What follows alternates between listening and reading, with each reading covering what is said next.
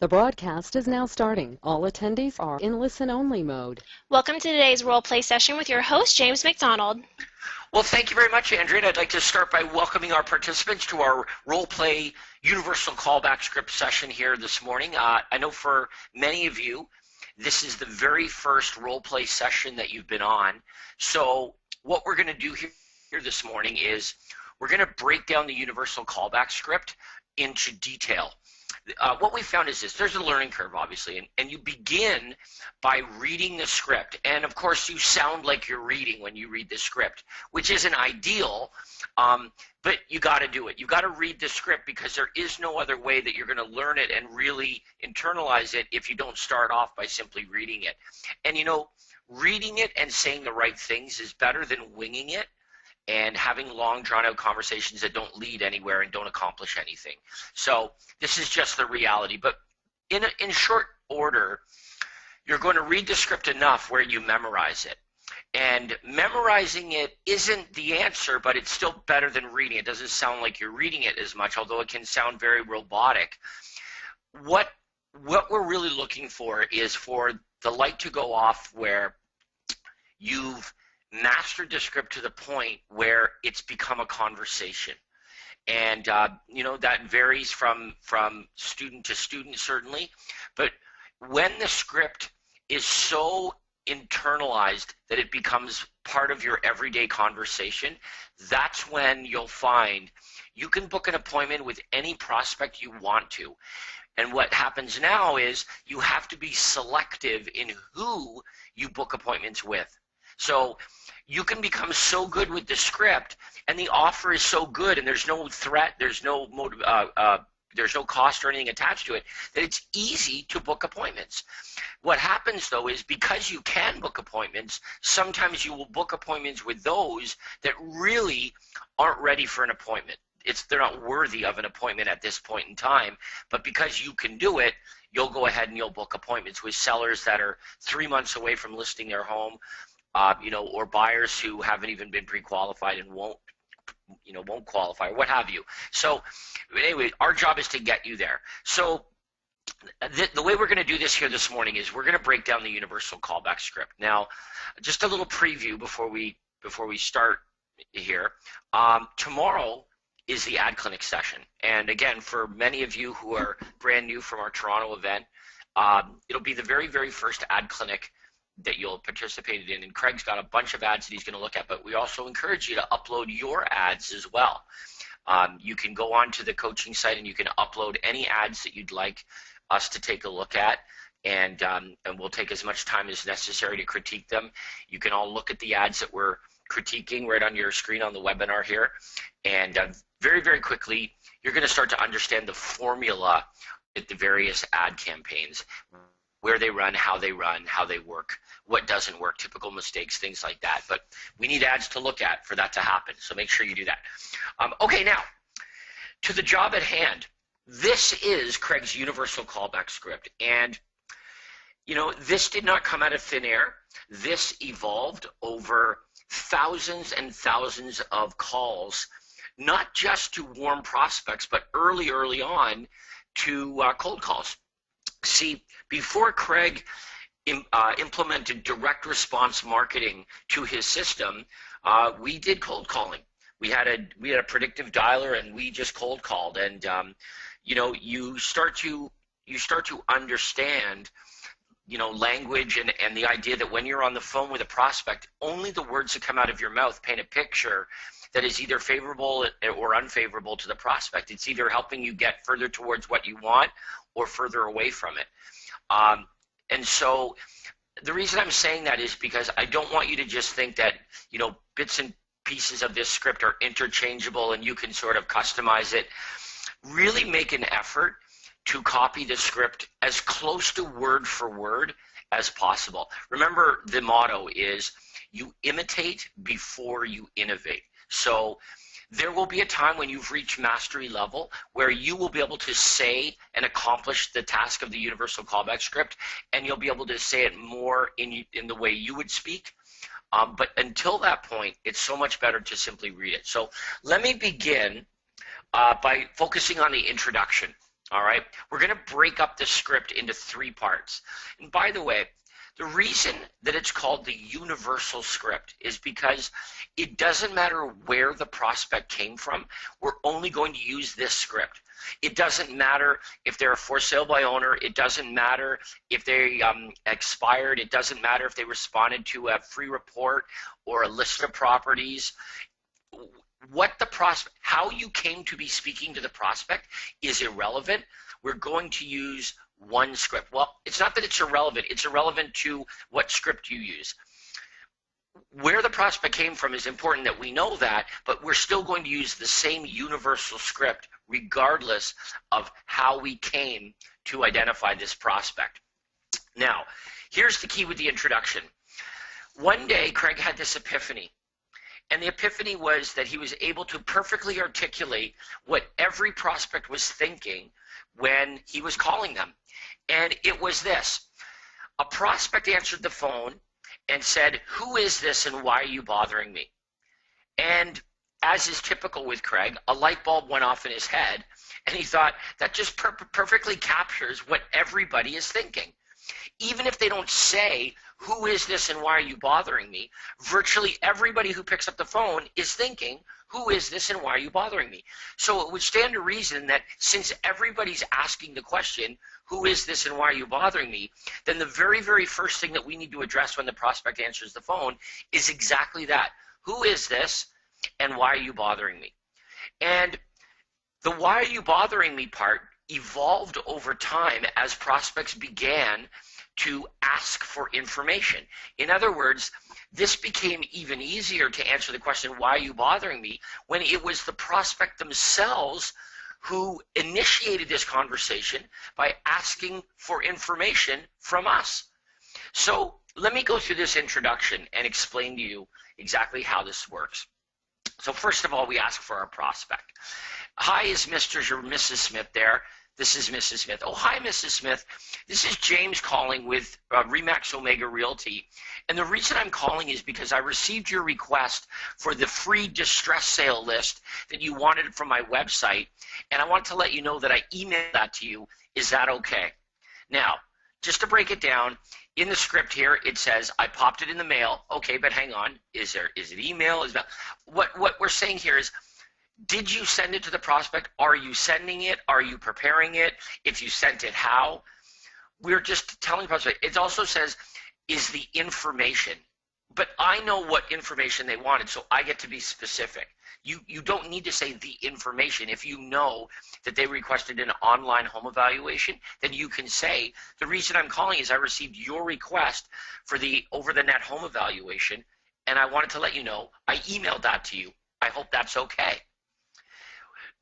Here's what Craig discovered is that when you tell the prospect that the reason you're calling is because they requested information from you, and you're so nice that not only did you prepare and send that information, but you're calling them as a courtesy to make sure they got it.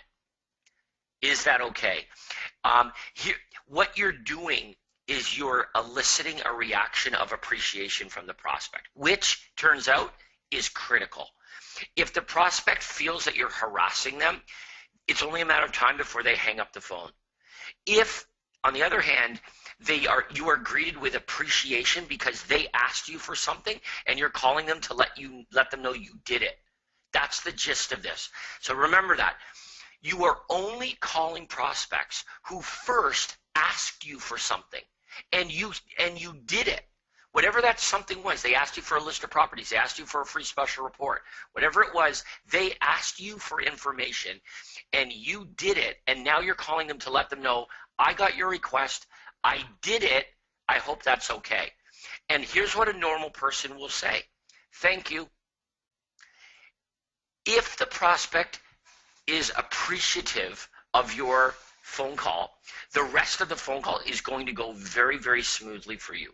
If, on the other hand, you're met with opposition because you didn't clearly articulate who you were and the reason that you were calling, then that's very often not the case. And that's why cold calling is so challenging, is because you have no reason that you're calling. I'm James with Craig Proctor's office at RE/MAX Omega Realty, and the reason I'm calling is to see if you're thinking about selling your home. So that's what's in it for you. That's the reason for calling. It's not a very good reason. It's a reason, and it's honest, but that's the difference between cold calling. See, here's the difference.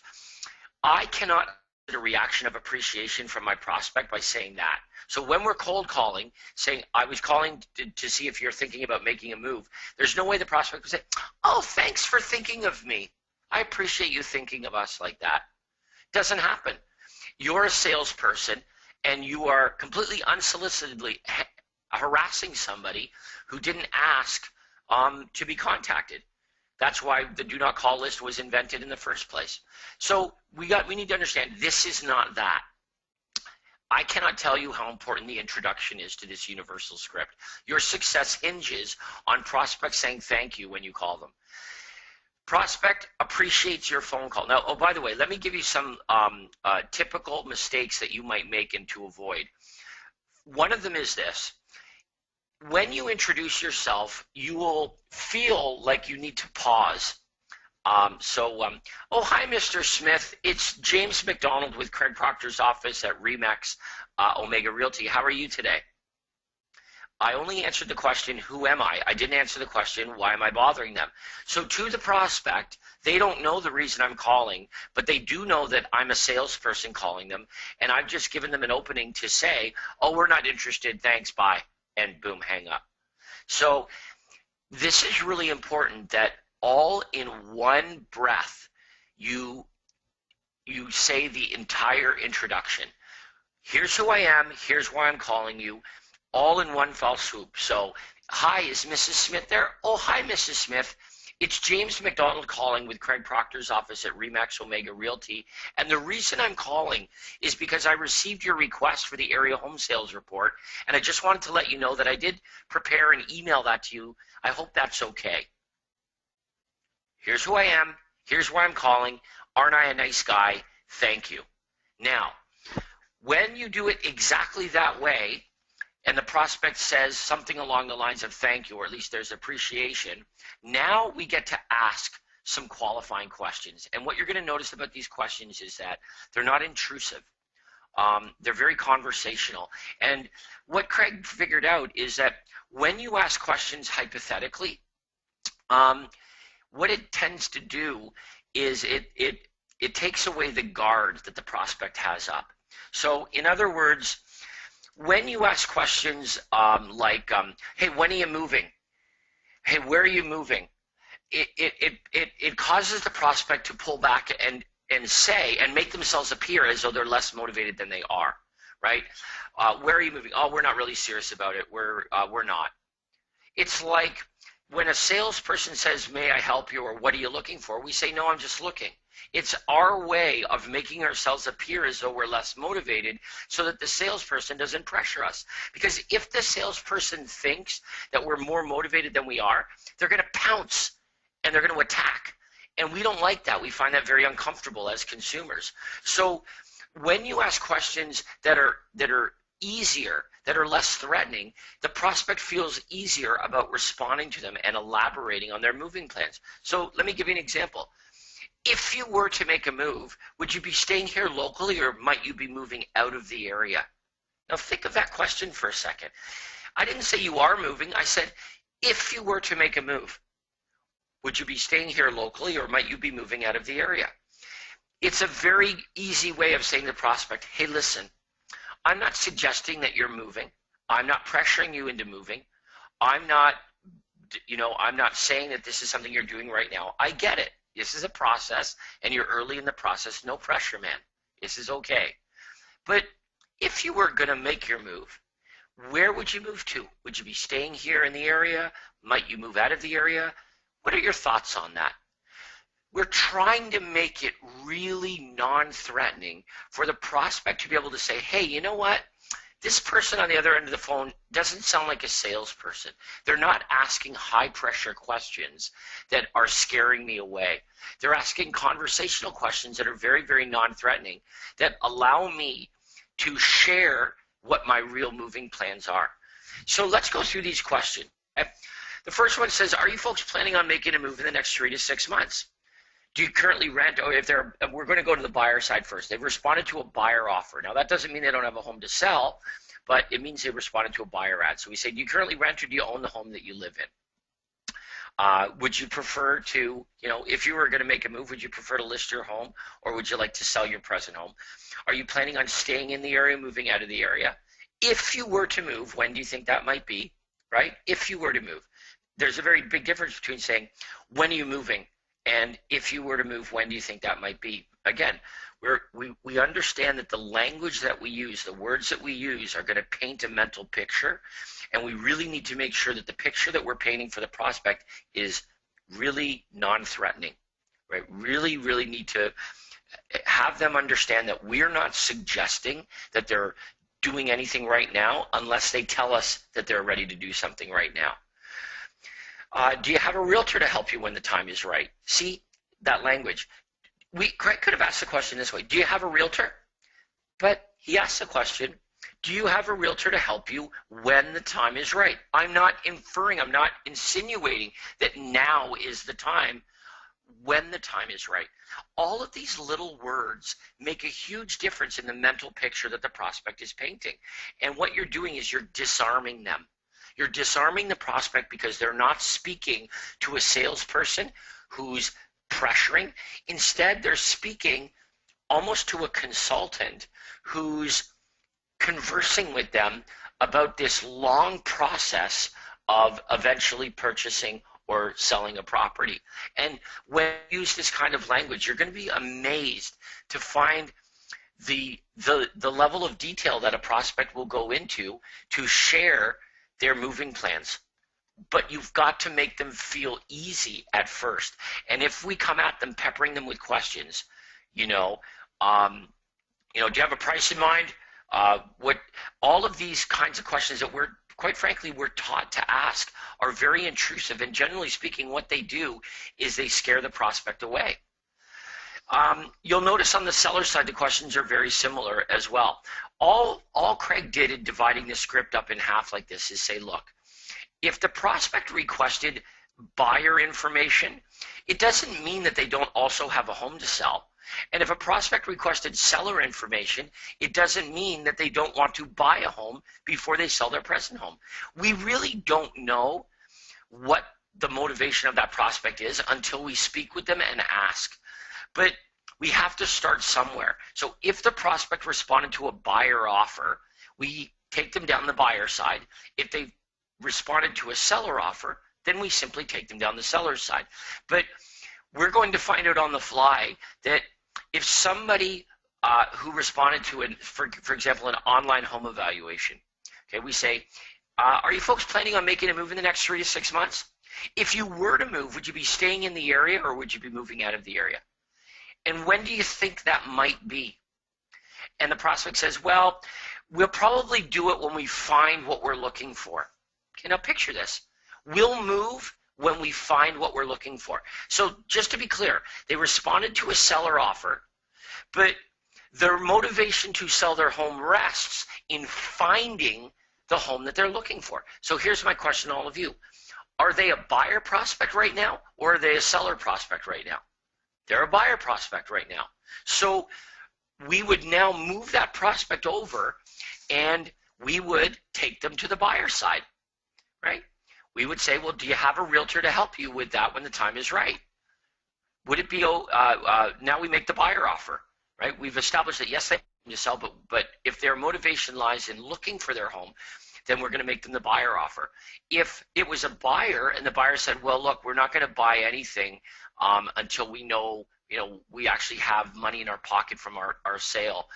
We're not confident that our home is going to sell, and we're not confident what we're going to have left with. So, we're kind of looking around, but really we're more interested in our property and selling our property. We'd move them over to the seller side.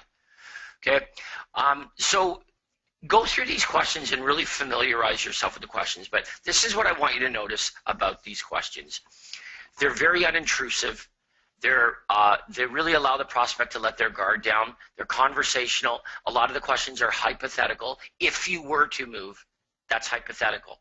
If you were, when you would be ready, do you have an agent to help you when the time is right? We're using language that really disarms the prospect and makes them feel okay about having a conversation with you and sharing their moving plans with you. Now, upon learning this information, now we get to the offer. And this is the part where, as a Craig Proctor student, you will likely have the most difficulty, because now is the part of the script where you're trying to meet with them. You're trying to compel them to meet with a salesperson. And so for a lot of you, particularly those of you that have had experience in cold calling, this is where we get our, where we get a little concerned, and our old paradigm says, they're never going to go for this. They're never going to meet with me. They're never going to do this. Because that's been your experience with cold calling. When you cold call, nobody ever wants to meet with you because they see you as a salesperson. And, a salesperson might have something to offer, but more than that, they offer fear. The fear of the salesperson trumps their desire for the information. So if we have this old paradigm stuck in our heads, then it takes some time to break through that. So if you're aware of it, you can break through that much more quickly. But here's the bottom line. If a buyer is looking, then we're going to book an appointment with them. So I want you to understand this. There's a difference between buying something today and looking today.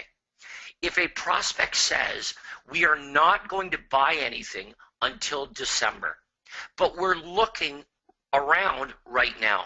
We go to open houses on the weekends, we call on ads, we look through real estate websites, we're looking at properties, but our intentions are not to buy anything until December.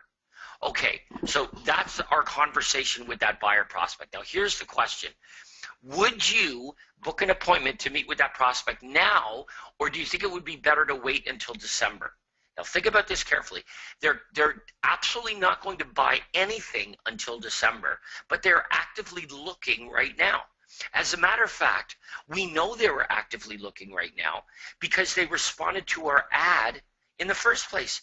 And they never would have seen our ad had they not been actively looking for real estate. It doesn't mean they're necessarily buying right now, but they're looking. So here's what I want you to consider.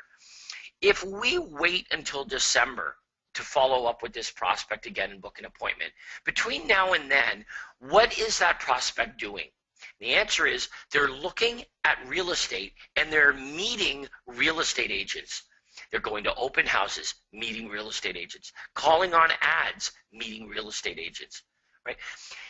If they meet enough real estate agents, then when we follow up with them in December, you must understand we've made our job way more difficult than it needs to be, not because it's impossible to tear them away from the realtors that have been helping them, but it certainly is more difficult and completely unnecessarily so. So think about this for a second. This prospect is just looking. They're not planning on buying till December.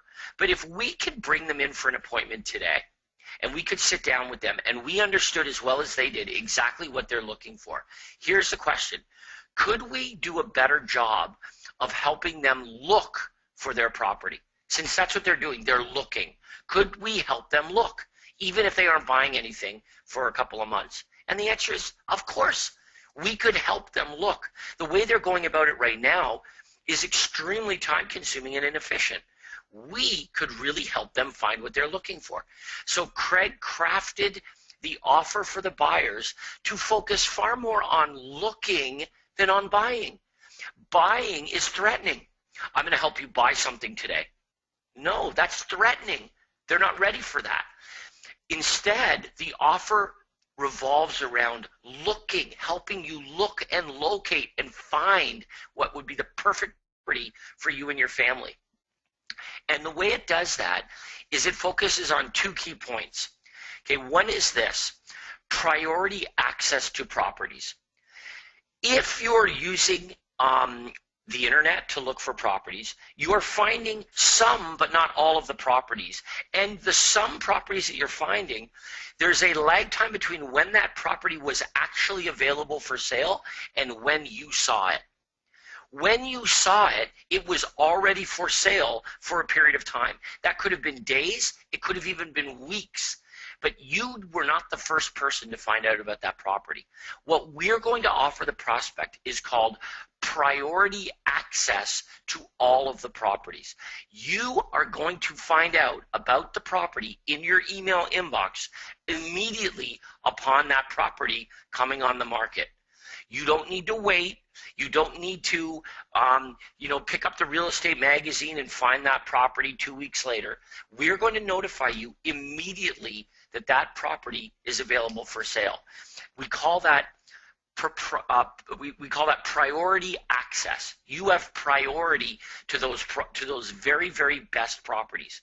The reason is, one day when the very perfect property for you and your family is available, you will know about it before any of the other buyers do. That means, should you decide that you'd like to buy that property, you're going to be the first buyer that makes an offer on that property, which is a tremendous advantage than being the last. Okay, now, the second thing that we're going to offer here is called proprietary access. There's priority access, which means you're getting immediate access to the properties as they come on the market. And we're also going to offer what we refer to as proprietary access.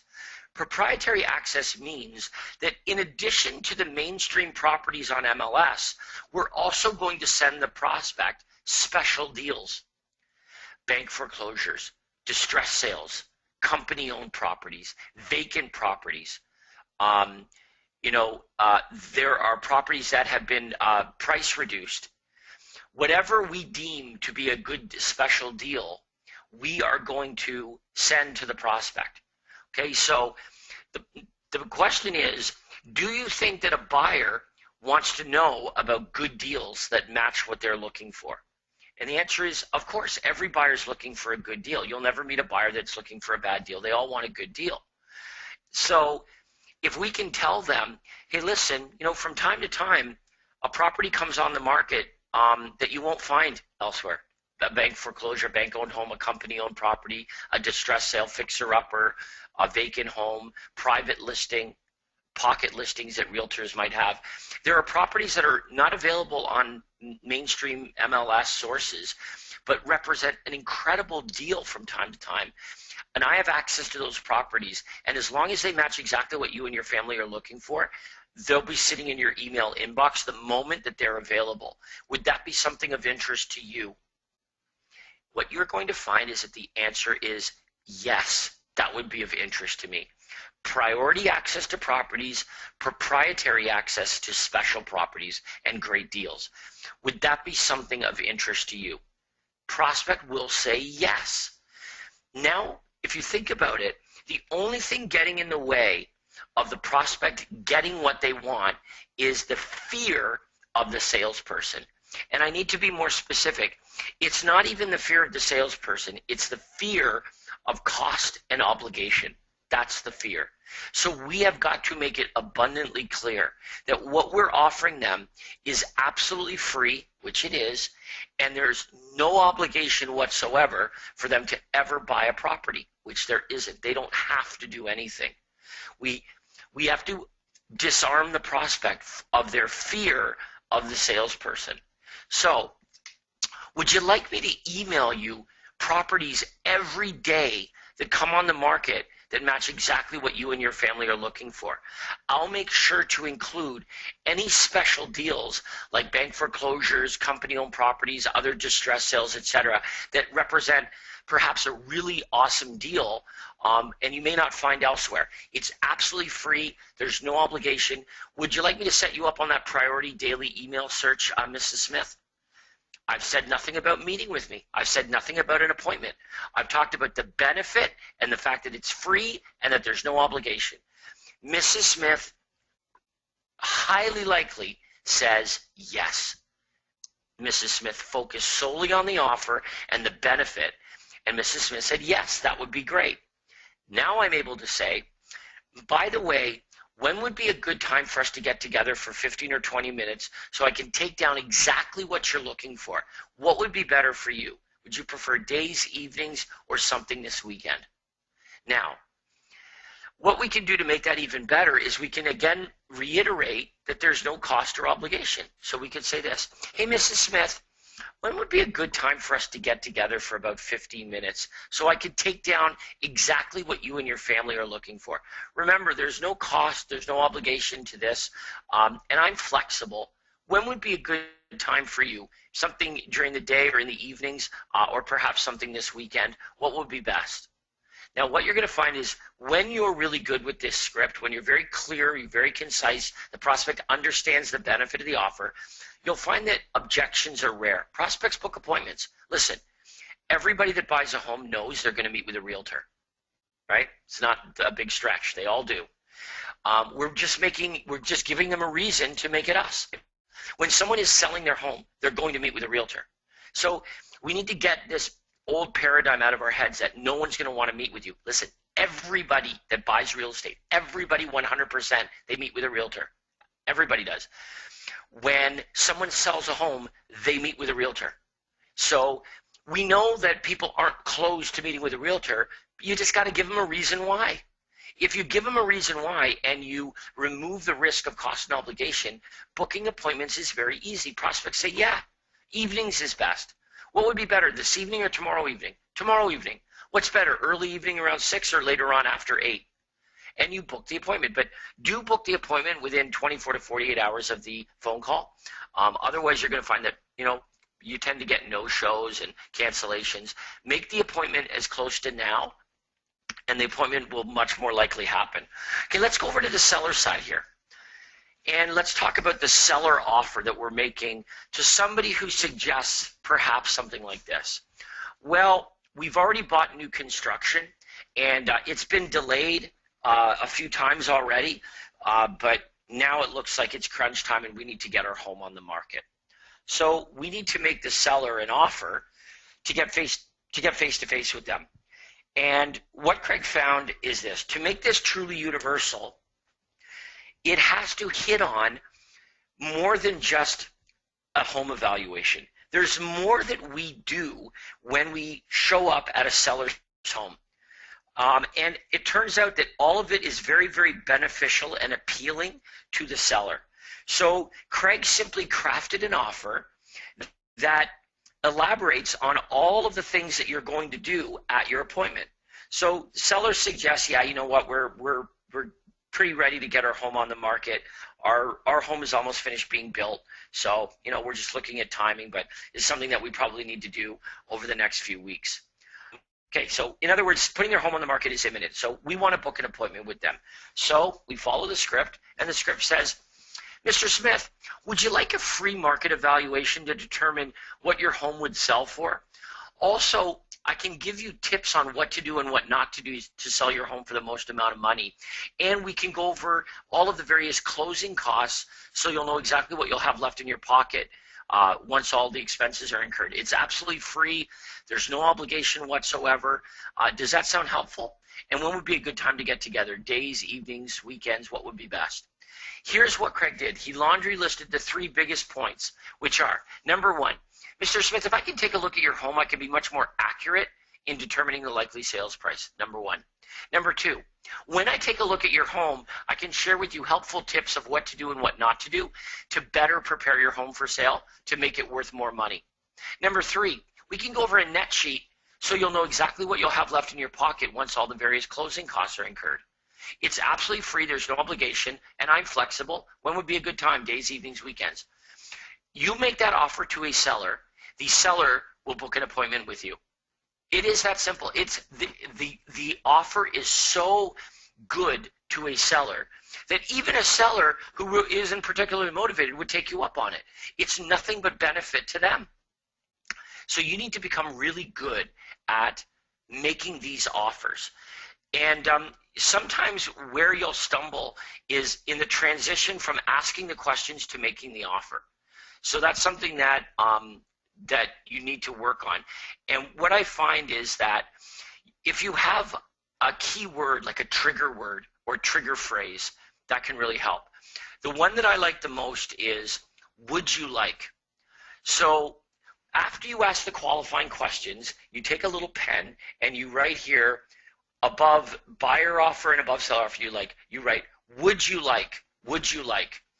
And what that does is it kind of triggers your brain into, okay, I'm about to make the offer, so where do I start? What you don't want to say is what I'd like.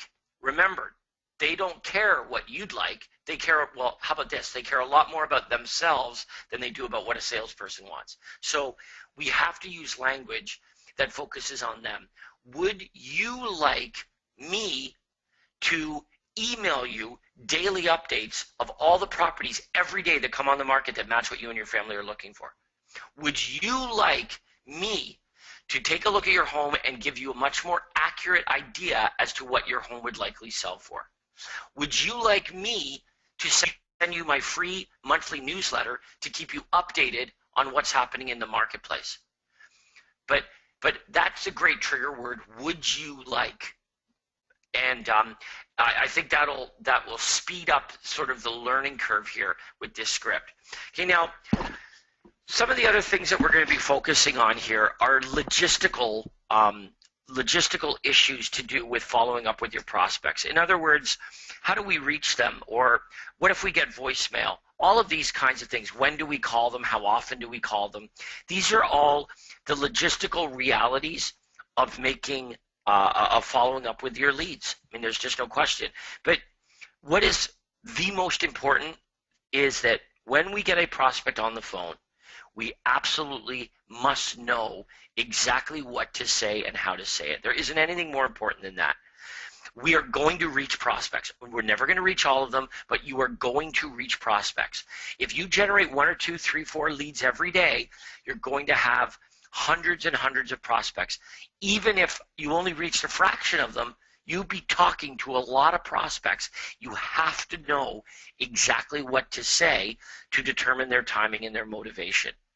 So becoming really good with the universal script is the most important thing to focus on in the very beginning. Then we're going to move on and we're going to talk about, well, how do we talk to more of the prospects? What are some of the things that we can do to reach them? Calling from a private number or a block number or an office number isn't going to cause too many prospects to answer the phone. Calling from your cell phone or calling from a local number, a whole lot more prospects will answer the phone if you call them from your home number, for example. Calling the prospect back quickly when they're thinking about real estate is a good idea. You're not always in a position to do that, but when you are, it works really well. Somebody just finished responding to your real estate ad and now you follow up with them. That prospect's brain is consumed with real estate right now. That's what they're thinking about. So when you call them and have a conversation with them about real estate, you're going to find it pretty easy. So there are all kinds of little logistical elements that will improve your results with this. But overwhelmingly, learning this universal callback script is by far the most important thing that you're able to do. As a matter of fact, this is something that my good friend Lester Cox, who's coaching some of you, pointed out to me a long time ago. He said, when somebody is unsuccessful with the system, his autopsy with that person is always to role play the universal script. And in Lester's long experience doing this, he's never ever had anybody that was unsuccessful with the system but was proficient at this universal script. In other words, there's a direct correlation. Those who are proficient with the universal script are successful with the system. Those who aren't successful with the system are never ever proficient with the universal script. So this is a common thread. You need to get really good at this script, because if you don't book appointments with prospects, it means you're not getting buyers signed to contracts and you're not getting listings signed, which means you're not growing your business. So everything hinges on your ability to book face-to-face appointments with worthy prospects. And that is exactly what this universal script accomplishes.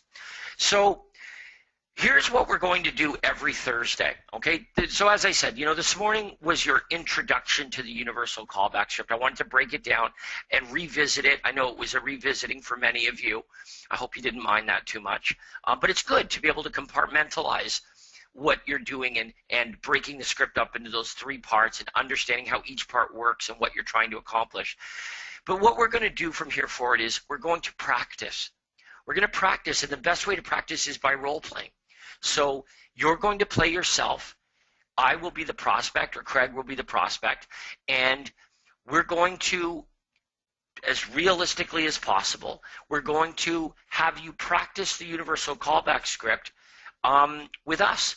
And we do that every Thursday. But the real benefit isn't just in you practicing. It's in you listening to others practice as well. What you're able to do when you're listening as a third party is you're able to pick out the common mistakes, or you're able to hear what sounded really good and what you may be missing. So it becomes very, very instructional to do this. And talk about common threads and another correlation between the most successful students. You may not believe this, but there are students on this webinar right now that have been doing this for 5 years, 10 years, 15 years. They've been involved in the Craig Proctor system. They are absolute masters with this universal script, yet they come on very regular basis. They come on the role play sessions to always make sure that their skill is honed. It's kind of like, I always like to think of the example of the professional golfer who is out on the practice green and they're hitting 3-foot putts over and over and over again. 3-foot putts. Now you could think, don't you have that down by now? Like, do you really need to practice that still after all this, being where you are? And the answer is yes. It's not just about learning what you don't know. It's about refining what you do know and staying really, really sharp and being good at what you do and what you already know. That matters just as much. So the common thread is this: participation equals success. The more you participate, the more successful you will likely be.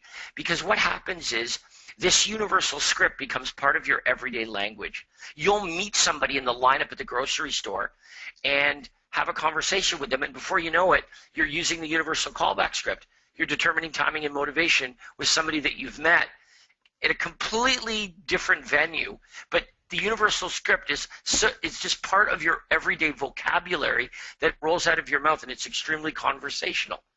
That's where we want you to be. And by immersing yourself in this information week in and week out, that's what happens. This becomes part of who you are and your everyday language. And it is the language of the professional. You are the expert. This is the language that a professional uses. Not, no umming and ahhing. This is very, very clear, very confident, very competent, very knowledgeable, very helpful. That's what a professional sounds like. So anyway, take that to heart. Now, here's what I'd like to do, Andrea. Chat. So why don't we, or why don't I have you select some of these questions, particularly from our newbie coaching students, that I can perhaps elaborate on a little bit. Can we do that? Of course we can. So go ahead and type your question, comment in the chat box. We do have Craig silently listening. I don't know if he's participating, but he is answering some of your questions. So I will address some of those too. And if we don't hear from Craig, I'll go ahead and read his answer so everybody can have it. Let's see here. We have James McAllen, and he types, if a lead hung up on the phone while you're talking, will you call back immediately, or will you ever call the lead back again? Remember this. The benefit of having choice is that we don't have to work with anybody who is difficult or nasty or inconsiderate. We have somebody else that we can follow up with. So I guess here's what I would have to ascertain. Were they disconnected, or did they hang up on you? Okay, that's number one. Were they disconnected, or did they hang up on you? Okay, now we know that people are using cell phones, right? I mean, there are a lot of people that don't even have a home phone anymore. They only have a cell phone. So you know that a huge percentage of the prospects that you're talking to, they're talking to you on their cell phone. So let me ask you, have you ever been talking on your cell phone and your cell phone cuts off? And everybody's saying, yeah, daily. Happens all the time. Okay, so first thing you need to ascertain is this. Did they hang up on you, or were they disconnected? If they were disconnected, then of course you should follow up, call them back. If they hung up on you, then the next question I would ask you is this. Is this the rule or is it the exception? Does it happen to you all the time or is it a very rare occurrence? If it is a rare occurrence, I would move on to the next one. What they're telling you is you don't want to work with me. I'm a rude idiot. That's what they're telling you. Without telling you, they're telling you, I'm a rude idiot. Do not spend another second with me. It'll be torture. I'm helping you out. I'm giving you a heads up here. But if this is the rule, if I had a conversation with you and you said, oh no, this happens all the time. Prospects are always hanging up on me. Then it's you. Then we need to change what you're doing. And I'll tell you right now, here's the problem. In your introduction, you are not sufficiently clearly answering the question, who are you and why are you bothering me? And if you do not answer that question clearly and sufficiently, the prospects will hang up on everybody. That's what will happen. We hang up on telemarketers, but we're not a telemarketer. So we need to immediately get out the words that differentiate us from a telemarketer, right? A telemarketer calls you completely unsolicited for no reason whatsoever.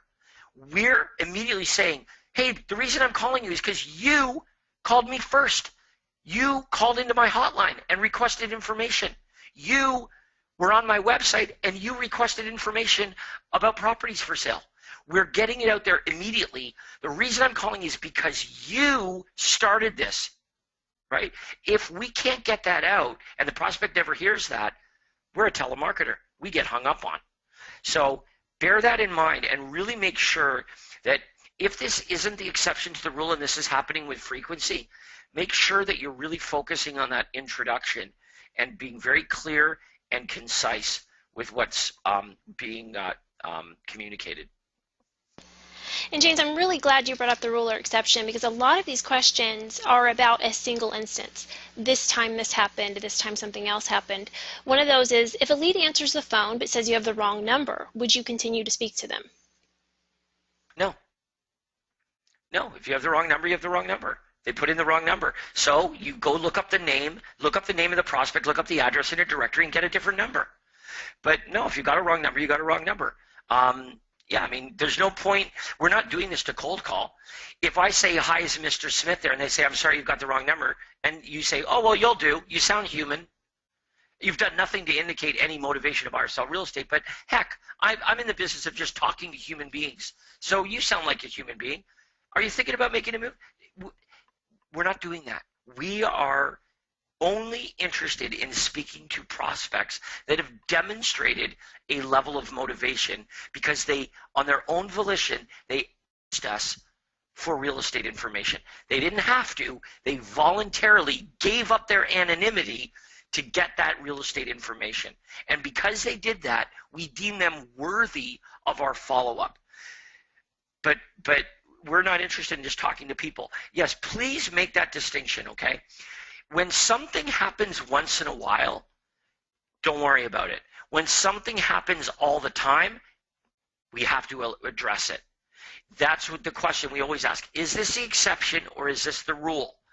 If it's the rule and there's a problem, then we need to fix what you're doing. It's you.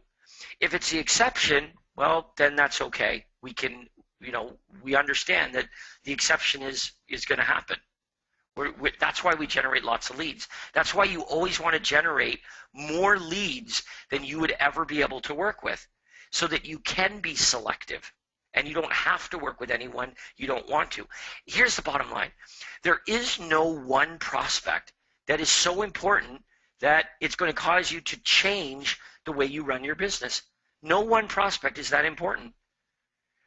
So that way, somebody doesn't want to answer the phone, well, we have a next one. Go to the next one. Somebody is rude, go to the next one. Once in a while somebody hangs up on you, go to the next one. There's a next one. As long as there's always a next one, because your lead generation system is working consistently and predictably, we are never in a position where we have to bend the rules to focus on the exception. We don't need to follow up with a bad phone number for 2 months every day. It's unnecessary. We're generating new leads all the time. Good question. Okay, and James, Craig has almost answered all the questions. Would you like me to read his response so you know what he's saying, or would you like just me to ask? Well, first of all, let me explain this because some of you might find that a little curious. Craig hurt himself. He'll be okay. Don't worry, everybody. But yeah, he hurt himself, and so he's really kind of down. Well, I'm here, James. Can you hear me? There you are. You sound hurt. Yeah. Okay, so I called James before the call. I said, look, you better do the talking because I took one of these painkillers, and I'm not feeling very sharp with the words that come out of my mouth today, but I can type. Anyway, I'm feeling much better now, and yes, I've had a cup of coffee, and I've been typing away here, and you're right. A lot of these, a lot of the questions or concerns our members have, you nailed it, Andrea. They seem to be based on the exception. The exception, yeah. Right. Okay. So, well, look, it may be the exception. I mean, if it becomes the norm, then we want to deal with it. So, we've had we've had questions about, well, I called somebody and they hung up. Well, look, if clearly, if that's an exception, if you called 50 people and one or two hung up on you, that wouldn't cause me to go back to the drawing board. However, if I call 50 people and everybody hangs up on me, then it's something that I got to learn. There's something that I got to improve. Right. Other points are like, well, look. What about if I call them and they won't answer the questions, right? They just say, send me the list, send me the list. Well, does that happen all the time? Is that the norm or is that the exception? Okay, and you've addressed this, James, over and over today. You've said, look, good marketing solves 99% of our problems in our business, right? This is why we want to generate more leads than we could handle, because you're not going to reach all the prospects on the telephone despite your best efforts. You're not going to reach them all. I didn't reach them all. James, when you were working with me phoning people, you didn't reach them all, and we would call them at different times of the day for several days. You're not going to reach them all. Again, that's why we want more leads than we can handle, so we can say, okay, we're not going to reach this person, move on. You will get the odd person that's rude. Now, I will say that should be the odd person. If you're being met with that resistance on a regular basis, then there's something that you're not doing correctly with this script, because that is not like usually usually the introduction. Usually yes. It's the introduction. If we were to listen to the introduction, what we would very likely find is that you're not clearly enough articulating why you're calling them. And if they don't understand why you're calling, they're not going to appreciate you. If you've done a really good job with the introduction, what you'll find is that the prospect will appreciate your call. They'll literally say thank you or something along the lines of thank you. Great. Yeah, I got that. It's kind of like, if you think about it, it almost sounds to the prospect like the call is over. Hey, Craig, just want to give you a quick call and let you know I did receive your request last night for the area home sales report, and I did prepare that information and I emailed it to you last night. I hope that's okay, Craig. Sounds like the call is over. Yep. So it's easy for Craig to say, yeah, I got that. Great, thank you. But if that's not happening over and over and over again, it means you're not saying what I'm saying. You're doing something different than that. And it could be very subtle. But sometimes a small detail can make all the difference. So, hey, that's why we practice. That's why we'll have you role play with us every Thursday here. Okay, so let's do this. As you were talking, I was silently answering the questions, typing in my response. So let's just quickly go through the questions, and then what we'll do is maybe a role play or two before we wrap it up. Okay, so the first question is from Michelle, and she says, I received a lead from a CMA request with an email, but no property address. When I'm calling to follow up, how would I say the introduction is I'm unable to fill the request, or ask for the or do I ask for the address? Do I go through the script first and then ask for the address, or do I ask early in the script? I guess my point here, Michelle, my answer was, well, look, if we ask them the questions in the universal callback script, the probing questions, and we determine that they're not motivated, or they're motivated to do something, but it's years down the road, well, we really don't care about sending them the list. But you're right, we would have to ask them at some point, to fulfill the request, we'd have to ask them for their proper email address or their mailing address. But overall, if we look at the big picture here, if they're not motivated, do we really care about sending the list? Okay, the next question is, this is from Christian. Do you ask what area they live in now and where they want to move to? And James, maybe you can point out in the script that is a question that we're asking on both the buyer side and the seller side of the script. We're asking them whether they. Well, first of all, we do know where they live because they've given us that information. Remember, when we're following up with the prospect, we have in front of us the prospect's information that they left us. Right, so it's not like we have no information about the prospect. We know if they're a seller, for example, well, they indicated everything about their property, right down to the address. So we know exactly where the prospect lives. But the way we're asking the question is, if you were to make a move, would you be staying here in the area or would you be moving out of the area? That's the way we're going to ask the question. And I must say, at this point in the ball game, if they said, well, we're staying in the area, I'm really not too concerned about where they're moving to in the area, right? Like, unless we're going to get an appointment and they're going to work with us, why are we so concerned about where they're going to move to and what type of home they're looking for? Unless they're going to become a client of mine, I'm not particularly concerned about what neighborhood they want to live in and what square footage. And this is where a lot of realtors get confused, is they're deeply concerned about what the buyer is looking for before they've got any commitment from the buyer.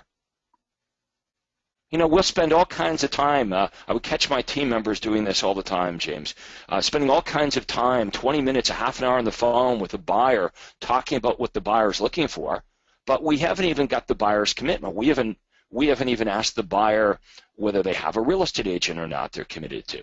Which brings me to our next point here. We've got a question here about, well, when we ask them that question about, well, do they have an agent to help them, what if they say yes? How far do we keep pushing on that? Are you 100% committed to working exclusively with that agent? And if they say yes, it's my brother-in-law, it's my uncle, I'm just going to, wish them luck and I'm going to move on. I don't think we can overcome that. Because there is a next. Well, remember, right, you could probably fight to the death on that, but the truth is, you've got other prospects to follow up with as well.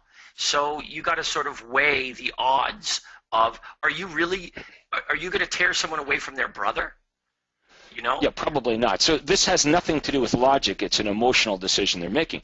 Now, if they waffle on this, okay, so you will get some people that, well, the answers will be one of three. They're either going to say, no, I don't have an agent, or they're going to say, yes, I absolutely am 100% committed to my agent, or many times it'll be in between. They'll say, well, I know somebody, and when you say, well, you're 100% committed to them, well, I don't know if we're 100% committed to them.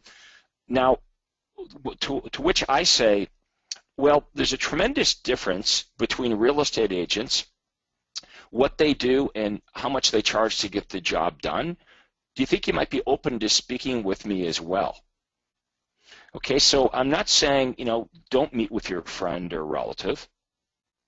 I'm not saying don't meet with the realtor that sold you the house. I'm just saying there's a tremendous difference between real estate agents and what they do and what they charge to get the job done.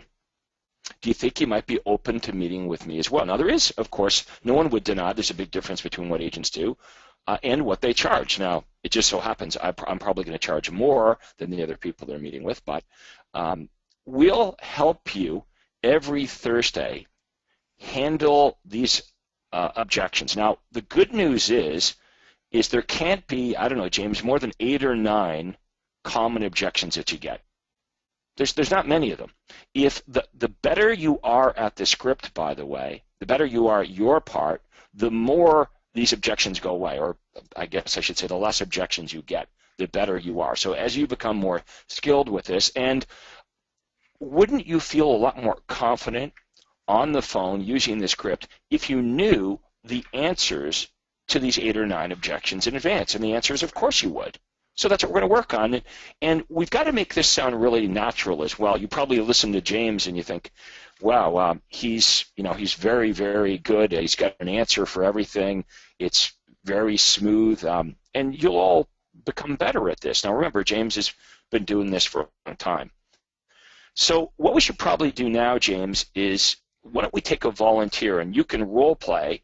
Perhaps we'll take a volunteer that's been around for a bit. Andrea, let's take one of our existing members rather than somebody that's brand new. So first of all our new members can hear what it sounds like when a veteran is role-playing with James.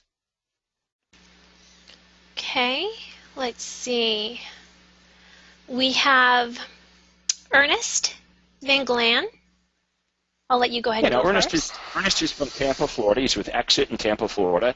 And Ernest, we say Ernest is a veteran, but he's only been with us in the program since March. So I guess you're now considered a veteran, Ernest. Thank you, Craig. Appreciate you considering me now a veteran since we have the rookies now with us. Nice. Okay, so I'm going to let you role play with James. I hurt myself playing hockey on Monday night, and I think I've either fractured or crushed a rib. So, Yeah, I took a couple painkillers here, so I might not be very sharp on the phone. So I'll let you do the role play with James. Okay, so I'm going to be a prospect here, Ernie, and am I going to be? Let's say I'll be a buyer prospect. Is that good? Okay, buyer prospect from Z Buyer. Sounds good. Okay, so ring. Hello. Good afternoon. Is James there, please? Yeah, this is James. Who's this?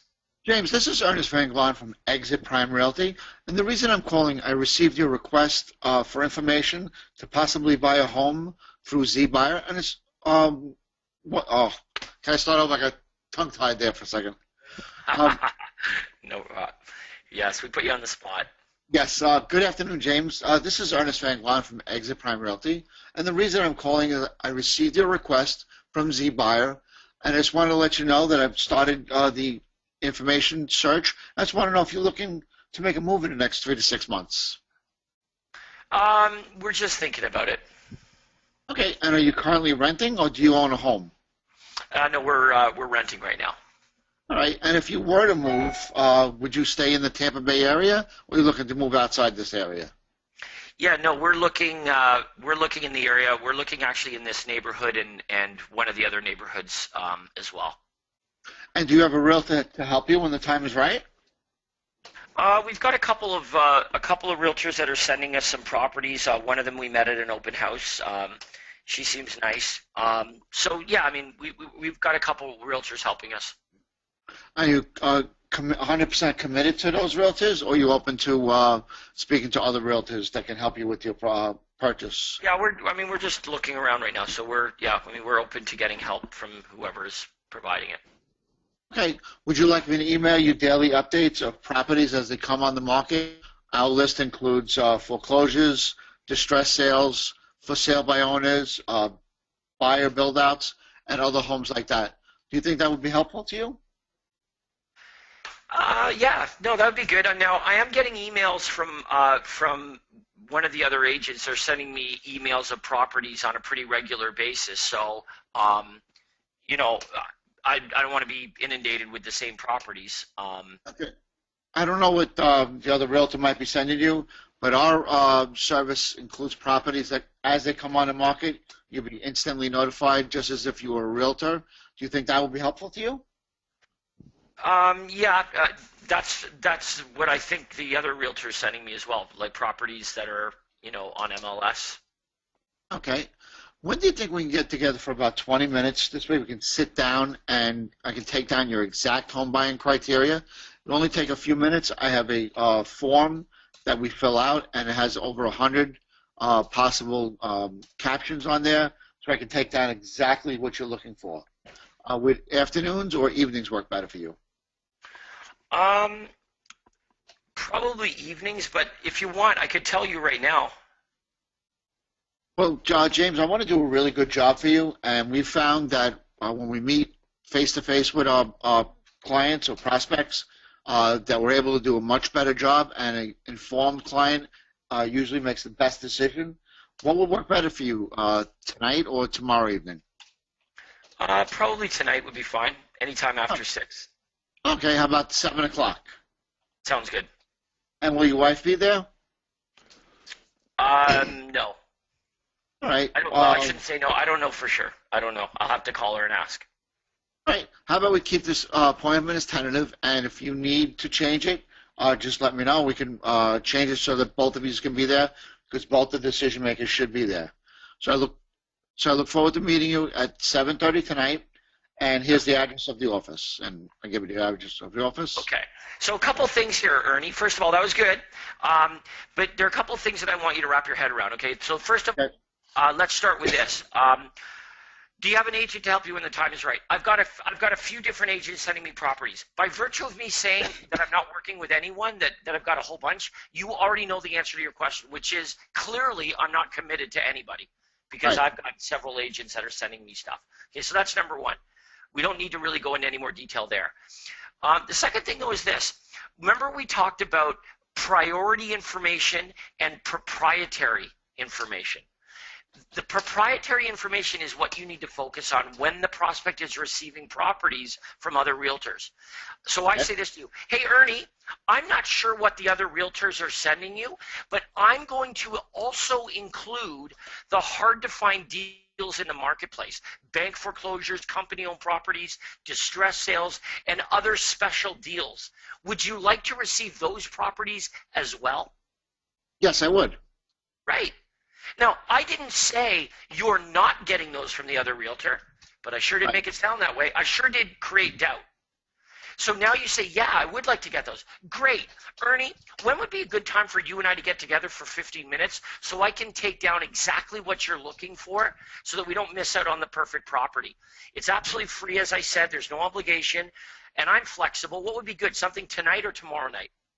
I think tomorrow night might be better. Okay. I want you to remember this. It's not just priority access to properties, it's also proprietary access to properties. Proprietary means special properties, deals, great properties that you may not find elsewhere. Any pocket listings in your office? Do any realtors in your office have a listing that they haven't put on MLS yet? Yes. Any bank foreclosures? Pre-foreclosures? Yes, absolutely. Any property like that represents what could be a great deal. When you tell the prospect about those properties, their eyes light up and they say, those sound like a great deal. I'd be interested in knowing about those too. Yes, I think you're absolutely right. Good job, Ernie. I appreciate you volunteering. Thanks, I appreciate it. Thank you. Okay, we have James. I got a few in the queue here. Okay, our first in the queue is Sandy Casella. Your line is open. Sandy? Okay, let's see if Sandy can get her mic working there. Sandy, we'll come back to you. We'll take one of our brand new members, Lisa Nash, would like to volunteer, and then John would like to volunteer as well. Sandy, if you're still there, maybe you can just type into the chat that you're still there, and we will go to you in a bit. So let's see if we can get Lisa on the line. Lisa, your line. Can you hear me? Yes, we can. Okay, perfect. Hi, is James there, please? This is James. Hi, James. This is Lisa Nash calling from Royal LePage Terre Equity. And the reason I'm calling is because I received your request for luxury distressed homes you wanted, and I've emailed it to you. Is that okay? Yes, thank you. Are you folks planning on making a move in the next 3 to 6 months? Oh, we're just looking. Do you currently rent or do you own your home? No, we own. And would you prefer to buy before listing your home, or do you want to sell first? Well, we kind of need to do both at the same time. So, I mean, we want to find the right property, so we don't want to, we don't want to have to settle for something that isn't perfect. So, first things first, we want to find the perfect property, and then, we'll kind of try to get everything done at that time. So that's why we're looking right now. Are you planning on staying in the area or moving out of the area? No, we're looking in the area. If you were to move, when do you think that might be? Well, when we find the perfect property. Do you have a realtor to help you when the time is right? Well, we've got the realtor that sold us this place, but yeah, we haven't really kept in touch with them much. So, you know, we were probably just going to go with the realtor on the sign. So when we find the right property, you know, whatever realtor has that property listed, you know, we could probably get a good deal. So that's kind of what we were planning on doing. But again, it's early and we're just looking, so we haven't really made plans. Okay. Well, would you like me to email you daily updates of homes that match your home buying criteria from all real estate companies? Our list includes any bank foreclosures, company-owned properties, or other distressed sales. It's a free service, and of course, you're never obligated to buy a home. Would that interest you?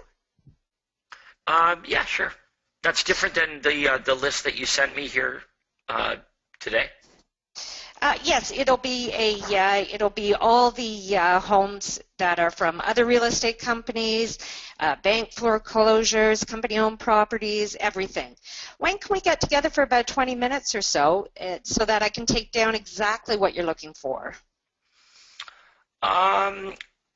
Well, we could probably get together next week. It'll have to be late next week, just because I'll be away first half of the week. So maybe like next Friday. Next Friday? Okay. And would you like that to be in the morning, afternoons, or do evenings work better for you? It doesn't matter. I'm available all day. Okay. So then how about if we book an appointment, say Friday at 10 a.m.? Does that work for you? Sure. Okay, that is perfect. And what I'll do is I'll just confirm that appointment with you as well if I can give you a call maybe on Wednesday or Thursday to confirm. Is that okay? Sure. Okay, so let me just interrupt here for a second. See what happens when you don't try to direct the appointment, when you leave it open-ended and say, when would you like to get together? What often happens is that the prospect will always pick a time that's too far away. And now it makes it impossible for you to reel it back in. So here's the bottom line. We have an appointment for 8 days from now. And the likeliness of the appointment happening 8 days from now is far less likely than if the appointment was tomorrow. So just try this, okay? Try this. What would be better for you? Days, evenings, or something this weekend? Okay, so now they've got 3 options. And they say it's Thursday right now. So they say evenings would be better. I say, what would be better? Something this evening or tomorrow evening? And they say, how about tomorrow evening? And I say, what would be better? Early evening, something around 6, or later on after 8? I've made the prospect feel like they've picked the time, but I'm directing them so that I have an appointment as close to now as possible. Does it always work? Of course not, but it sure works most of the time. We need to meet with the prospect as close to now, because the further from now we book the appointment, the less likely it is that the appointment happens. So maybe you've experienced this, but if you ever have a no-show or you ever have a cancellation, it's amazing how often that happens when the appointment is far away. When the appointment's close, it rarely happens. When the appointment's far away, it happens a lot. So when you ask the question open-ended, when would you like to, meet? Prospect says, how about second week of October? That appointment ain't happening. So we can kind of reel that in a little bit. You did a really, really outstanding job there. You should know. Yeah. I have a question for you, though. So with that, just looking at the script, because it does say when can we get together for about 20 minutes. So is it better then to say when can we get together in the next couple of days for about 20 minutes? It says, does that sound helpful? When would be a good time to get together, days or evenings? I'm looking at the sell first offer. Okay, it says days or evenings. It should say that for both, days or evenings. That's how we're going to ask. So they say day. You say today or tomorrow. They say evening. What's better, this evening or tomorrow? They say weekends. You say what's better, Saturday or Sunday? Right? Yeah. See, the problem is time is not our friend, right? So let's say, Lisa, that you're the seller And I know this just happened to me so many times in my career. There's one example I remember. It was a lady that owned a beautiful townhouse, an N-unit townhouse in Aurora. And I was speaking to her on, I don't know, Wednesday or Thursday. And she answered all the questions perfectly. Like, this lady clearly wanted to sell her home. She was open to meeting with me. But I remember I had some plans over the weekend, but I could have fit her in. But I got lazy with this, right? And the appointment was set for Monday. Okay, so what happens between Wednesday and Thursday when I'm talking to her and our Monday appointment? Well, of course, she emails me on Sunday evening saying, don't bother coming over. I listed with someone else. And we have to understand all the potential bad things that can happen. So this lady with the N-unit townhouse, maybe she goes to work the next day. She's talking about her moving plans, and one of her coworkers says, hey, I have a relative or a friend that's a real estate agent, or perhaps they're talking to their neighbors, or how about this? Maybe just some real estate agent happened over the weekend to knock on their door, and she said, yeah, we're thinking of moving. Craig Proctor's coming over on Monday. And so the point is the closer to now, the better. Okay, now I'm not suggesting that we don't have a life, like if it was your birthday tonight, you're probably not going to book it tonight, but with reason, you want these appointments to be as close to now as possible. If James is quite right, if we let the prospect dictate when the appointment is, they have no urgency, right? They might say, well, a week from now, 2 weeks from now, and not only can another agent get in there and list the property, how about this? People just forget things. An example I like to cite is last summer I bought 4 tickets to the Toronto Blue Jays. I spent hundreds of dollars for these tickets. This is something I really wanted to go to, so I set the tickets on the shelf above the phone. And guess what? I forgot to go. So if I can forget to go to something I really want to go to, we can see how our prospects might forget the appointment. So, they don't show up at your office, or you go to their home and they're not there. So the idea here is we want the appointment as close to now as possible. And that's why we're asking these questions just the way we're asking them. Now, are there other objections that you need help with while we have you on the line, Lisa? Other clarification that you may need? Well, I guess just I tried the script this morning and kind of fumbled through it with a client, but I was doing my on Facebook. I had a distressed luxury ad, and I went through the script, not as polished, obviously, but I just found that he was sort of very cold and very just send me the list, just send me the list. So okay, I want to talk about that for a second, because James McDonald at the Super Conference, he did address this. So James is a high I personality. So James, maybe you can talk about what you perceived if somebody was kind of cold and they weren't very upfront and vocal with their intentions. What did you perceive about that person versus somebody that was really super friendly? Right. Okay, so this is really important, and this is definitely mastery level with this. You got to understand that, remember we went through the personality profile. When you get a high D personality, a high D personality can come off sounding rude. Yeah. And it's just their personality that it's not that they're rude, it's that they're very to the point, and they may not be overly friendly, but what we can often do is we confuse that for lack of motivation. And there is no correlation at all. Just because somebody sounds very short and very frank with you, they almost sound rude, it doesn't mean that they're not motivated. Just as on the other side, you're talking to a high I type personality, and they're really friendly, and they're very talkative.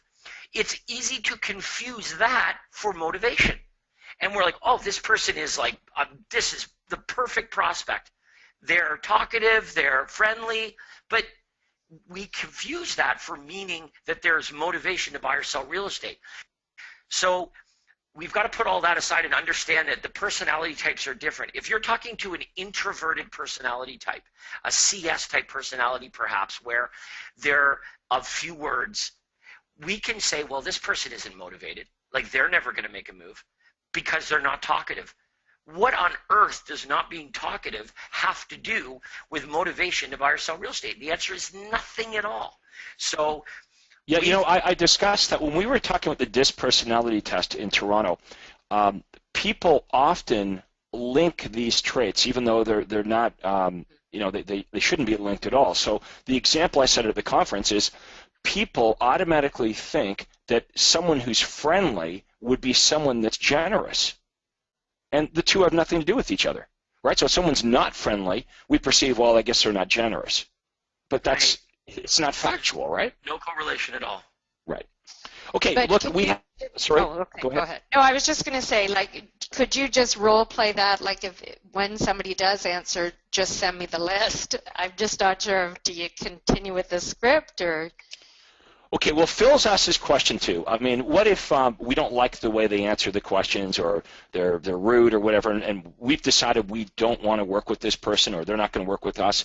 I'm always going to send every prospect what I promised. Okay, that's what I want to know. Everyone's going to get the information, because who knows, maybe things change in their life and all of a sudden they're open to us and they've got our information at their home. So that's just the way I operate. If I made that promise in the ad, everybody, even if I called them up, Lisa, and they said, look, Craig, I would never use you in 100 years, I'm still going to send them the information. Everyone's going to get what I promised. Perfect. Thank you. All right, thanks, Lisa. Very good for your first try there. Let's next go over to Sandy Casella. Now, Sandy's a veteran in the program, and we'll see if she's got her microphone situation sorted out. Okay, give me just one moment. Sandy dialed in on the telephone. Your line is open. Hi, can you hear me? Hi, Sandy. How you doing? Good. How are you? So I put a little pressure on you. I've been telling everyone how great you are at this. Yeah, I know. No pressure at all. Well, look, better not blow it.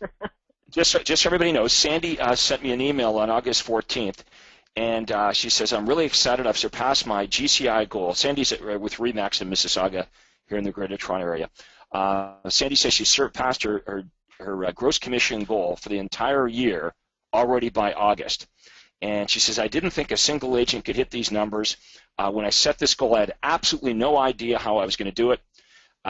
Not only is this my best year in the business, but my net this year is more than I've ever grossed.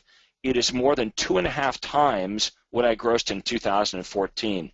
So we're very excited for your success here, Sandy. Great job. Thank you very much. And now everybody knows my goal next year. I have no choice but to hit that goal, because I'm going to look really bad if I don't. Well, yes, I'll finish this off. Sandy says, my goal this year was $250,000, so I'm really happy. However, in 2016, my goal is $1 million, and again, I have no idea how I'm going to do it, but I'm sure with your help I can get there. But first, I want to finish this year really strong, so I need to stay focused. Okay, so James is going to be the prospect. Sandy, you're going to play yourself, the RE/MAX Realtor from Mississauga. What type of prospect would you like James to be? Can we do an online or a home evaluation from a postcard? So okay, so you sent out an online home evaluation postcard. James has responded to it. Ring, ring, and go ahead. Hi, is James there, please? Yeah, this is James. Who's this? Hi, James. It's Sandy Casella calling from RE/MAX. And the reason I'm calling you is I received your request for the home evaluation, and I'm just letting you know that we're just working on that, and you should have it anytime now. Is that okay? Oh, yeah, that's great. Thank you.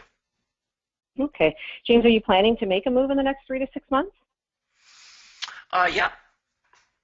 Okay. And are you planning to stay in the same area, or are you moving to a different neighborhood? No, we're moving away, actually. Oh, okay. And when you do move, when will that be? When do you think that might be? Over the next couple months.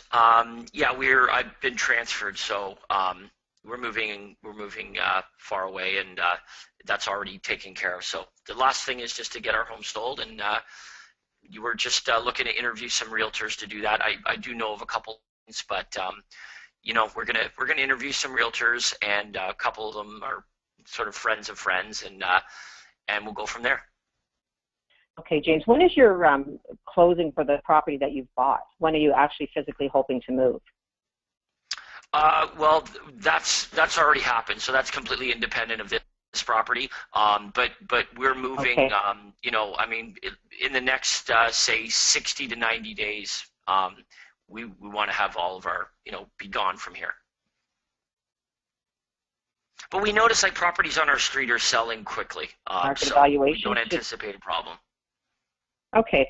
Would you like me to give you a free market evaluation to determine exactly what your house would sell for? And at the same time, I can give you some inexpensive tips on what to do and, more importantly, what not to do to get the most amount of money for your house.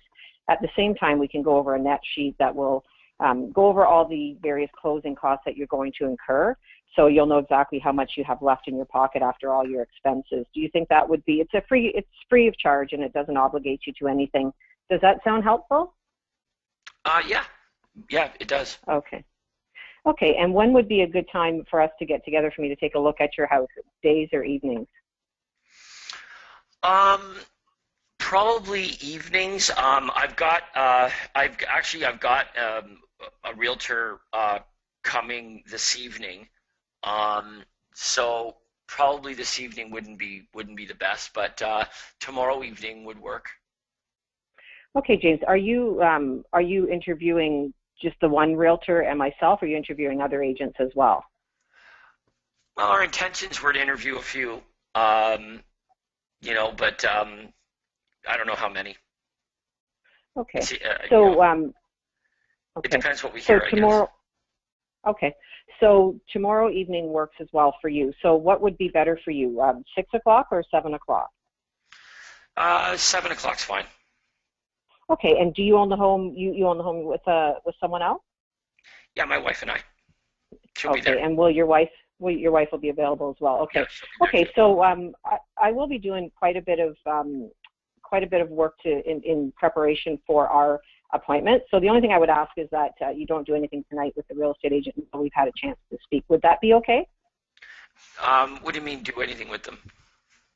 Well, like list the house or commit to that real estate agent. Yeah. No. We're we're gonna wait and we'll hear everybody out. Hey, just out of curiosity, what commission do you charge, Sandy? I don't know. I haven't seen your house yet, so we can talk about all of that tomorrow when we meet. Okay? Yeah, sounds fair. Okay, perfect. So I will see you tomorrow at 7. Awesome. Okay, so first of all, I hope everybody is nodding in agreement that Sandy's pretty damn good at this. All right, I threw some curveballs at you, and they were handled really, really well. Especially, I want everybody to hear the dialogue that Sandy used when I talked about that I was interviewing an agent tonight.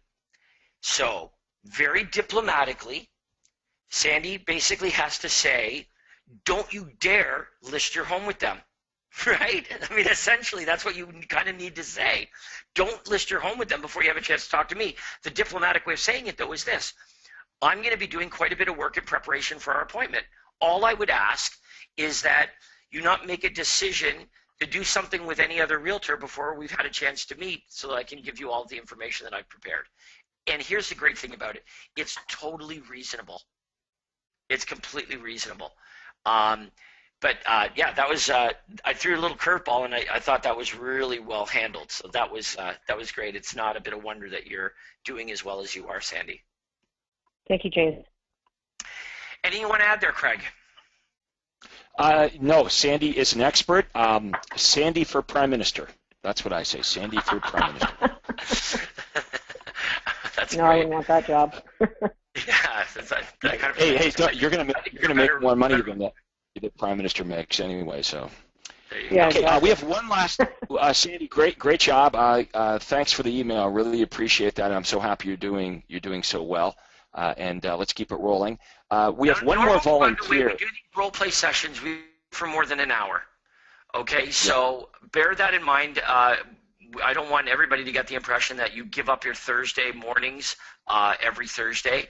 this is our first one with our new group here, but normally, you know what? We get on the webinar, we start role playing for a solid hour, role play, and then you can get on with your day. So just bear that in mind. But yeah. If you have to hang up, we understand. But James and I apologize for giving you guys a little extra at the beginning. So as Craig mentioned, he is on drugs today. So yes, yes, I am. But James, I did get how many goals on Monday? 4 goals. 4 goals. Why did the opposing goalie not show up? Yes, I haven't done that in a couple of years, but I did pay the ultimate price. Okay, so we have John is our last volunteer. So can we hook John up here? We can. John, your line is open. Hello.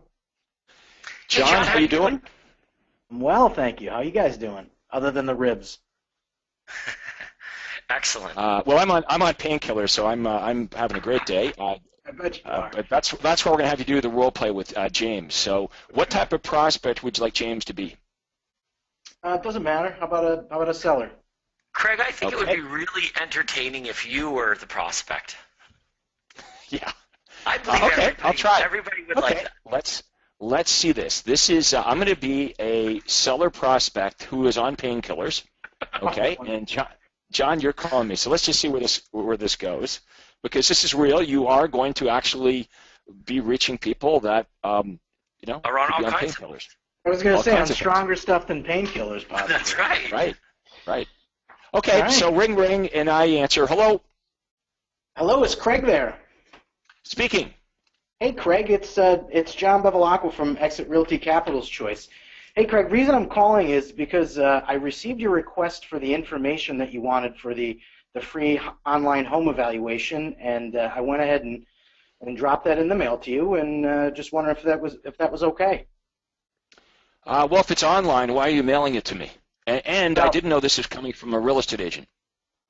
Well, I actually did both. I went ahead. I took the liberty of emailing it and mailing it too. And well, I am a realtor, but I don't know. I just wonder if you were planning on making a move in the next 3 to 6 months. Okay, so sometimes you're going to hear that. Remember, a lot of our ads we're successfully flying underneath the consumer's advertising radar. So just want to let all of our new members know, time to time, you're going to hear somebody say, well, hey, I didn't know that this was coming from a real estate agent. I used to think it was an objection. It's not. It's really just an observation, right? Okay. So you handle that right. You should just say, yeah, you visited my website, and then continue on with the script. Just keep motoring on with the script. So you say, you visited my website. I sent you the information. It was a little bit goofy that you said it's an online evaluation and you're going to mail it to me. That was a bit strange, so I wanted to point that out. I'm kind of winging it here, so I don't really have an ad in mind, but no, that's cool. That's my job here is to try to trip you up. I don't want to make it too easy for you, John. Well, I don't. No, of course not. You're on painkillers. Why would you do that? Exactly. Okay, so now that's the introduction. So I know who you are and why you're calling. Now you're going to go into the probing questions. Sure. So Craig, with that in mind, do you plan on making a move in the next 3 to 6 months? My wife and I we're kind of thinking about it. We're starting to talk about it and look around a little bit. Gotcha. Good. So listen, if you were to move, would you be staying, in the local Newmarket area or possibly moving out of the area? Yeah, we're probably going to stay in the area, just move to something a little bigger. Okay, gotcha. And you have an idea when that might be? Well, we don't have a gun to our head, but we're thinking we'd probably want to do something, before winter sets in. Gotcha, of course. So, look around over the fall. Yeah, it's a good time to shop. Good fall market. So, obviously, I'm a realtor now, but did you have a realtor in mind to help you, this fall to maybe shop around? Well, we've been out to a couple of open houses, and we have an agent that's emailing us some houses. Okay, great. Well, now hang on. Why would you say that's great? I mean, you're getting informed, into what you're engaging someone else, so it's good. Okay. Yeah. Remember James said earlier, we don't want to sound like telemarketers, right? So no matter what I say, you're kind of saying, great, fantastic, right? What if you were to ask me, well, Craig, if you were to move, when that might that be? And I said, well, I'm not going to move until they carry me out of here in a box. You wouldn't say, oh, fantastic, right? Absolutely not. Right. Okay, so try to. I mean, that's what they teach us, right? That's the old school way of talking. Yeah, great, fantastic, super. We don't want to sound like a telemarketer. Okay. All right. Okay, so I said, you asked me if I have a realtor, and I said, well, we went to a few open houses, and I have a realtor that's emailing me properties. So now what do we do? Don't say it's great. You shouldn't be happy about that. But it kind of threw me off because I was tempted to go down and just offer the free market evaluation to determine what your home's selling for, but I already offered it to them. So. Well, look, you asked me if I have a realtor. I didn't say I was committed to the realtor. I just said the guy is emailing me or the lady's emailing me properties. What should you say now? Would you prefer to buy before listing your home, or no? You want to know? You want to know? Are you 100% committed? Oh, okay. To that realtor. Okay. And I would probably say, well, I don't know. It's just some guy I met at an open house, and he's sending me emails. So, I barely know the person. So I wouldn't say I was 100% committed. Now you know. Okay, this is good news for you, right? Mm-hmm. Yeah, it is good. So the okay, now what? So you're 100% committed to the realtor that you met at the open house, Craig? Nope. I met him at an open house. He's been sending me some emails, but you asked me if I had a realtor, and I'm just saying we have a guy that's sending us emails. Okay. So would you prefer to buy before listing your home, or do you want to sell first? I think we'd want to look around before we, get excited and get our home on the market. I think I'm confident our home will sell quickly. Okay. Would I don't know how to do this now because I sent you a free market evaluation. Well, would you like if I sent you some tips on what to do and what not to do on your home before? Okay. Now see here's where we're getting into it. I want James. Look at question 5. Would you prefer to buy first or sell first? And I said I'd rather look around before I get excited about putting my home up for sale. So I'm a buy first guy. You asked the question. You said, Craig, are you a buy first guy or a sell first guy? I clearly said I'm a buy first guy, but you proceeded to go down the seller first offer. Mm-hmm. Right, but that's not where my head's at. So you might make a really good seller offer, but if that's not where the prospect's head's at, your awesome seller offer will fall on deaf ears. Right? I'm telling you how to sell me. I'm saying I'm a buy first guy. Mm-hmm. So what do you think you should do? There's 2 offers at the bottom. One says buy first, the other one says sell first. You went down the wrong road. I'm going to offer you the home hunter service. You got it. So let's go there. Okay. So Craig, with that in mind, would you like me to email you the daily update? Email you daily updates of homes that match your home buying criteria from all real estate companies. Our list includes any bank foreclosures, company-owned properties, or other distressed sales. Just good deals that are out there. It's a free service, and of course, you're never obligated to buy a home. Would that be of interest to you? Well, I think I'm already getting that, aren't I, John? I mentioned I've got this realtor that's sending me stuff. Well, our list is going to be different. We have, different properties that come not only from our office, but from the entire MLS, as well as deals that are, have not even hit the market yet. So, okay, you got the right idea, but let me show you how to tighten that up. Okay, here's what I would say.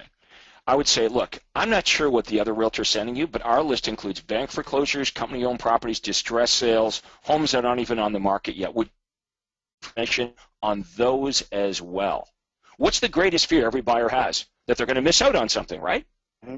So you're not suggesting to the prospect, well, don't get the emails from the other realtors. You're saying, but I don't know what the other realtor is sending you, but my list includes, and now you make your list sound delicious. So now the prospect's like, well, hell, I don't know what the other realtor is sending, and I don't want to miss out on any good ones, so I'll say yeah to John as well. Yeah, John, send me your stuff as well. Now what? Okay. Well, Craig, when can we get together for about 20 minutes so I can take down exactly what you're looking for? Well, I can tell you over the phone what I'm looking for. Why do we need to meet? Well, rather than just, shooting darts and emailing you hundreds of homes which may or may not match your criteria or risk you missing out on... Okay, the shooting dart words, Okay, so don't just follow the script. And you could even say this. Would this make sense to you? What if you said, now that's an objection that all of you guys are going to hear, right? Well, why do we need to meet? I can email you what I'm looking for. I can tell you over the phone what I'm looking for. How about this? Because I want to do a good job for you. You could start with that, right?